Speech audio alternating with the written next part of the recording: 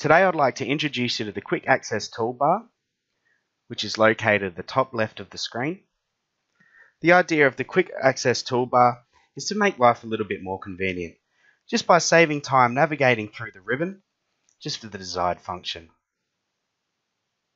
So you can see here I'm in Windows, and I can save it for sure.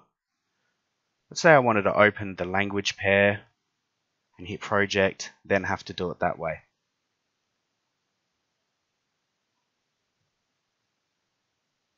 Now there's two options there at the top left. We've just got the Undo button, and then I've got the settings for the Quick Access Toolbar.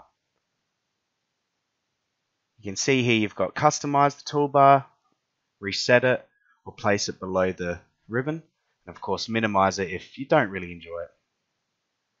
So now we'll go into customizing it.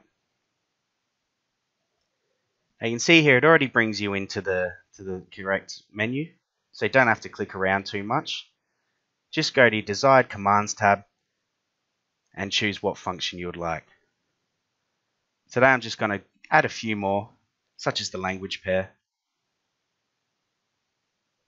Add save as well, it's always good to have.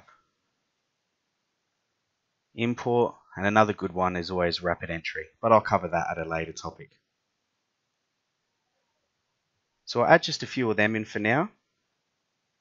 Oh yeah, also, you can also make the Quick Access Toolbar below the ribbon. Personal preference, but I do enjoy that. So now you see here, all the other functions have been added. And you can see that the Open Language pair is the same icon as it was in the ribbon. Same with the Save As and the others. So you can be in a different tab, want to open your language pair or the function, and it opens right up. Thanks for your time.